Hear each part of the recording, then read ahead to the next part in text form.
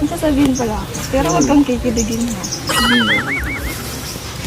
Alam mo, masaya din ako kasi nakilala kita. Sabi mo nga, hindi kikiligin. Sabi ko ba, hindi ka kikiligin. Bakit naman? Ba't wala ka? Hindi ah. Yes, eh. Hindi.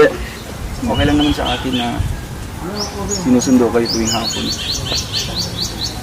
Mahal ang kasulina. Okay lang yun, walang malilahan yun. Okay lang Juan? yun. Mas mahal kita.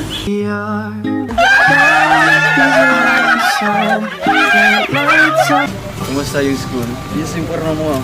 Ganyan talaga pag Friday. Wash day kasi. So anong feeling na umuwi ka dito sa Talisay, sa iyong hometown? Siyempre, masaya. Na-miss mo na si Papa? Yun, kasi wala si Papa na. Ako, hindi ko na-miss. Hindi kita mamimiss eh, araw-araw na kita kasama. Kaya, ayun siya. Hey, go! Ba't daw? Natapik. Hey, go!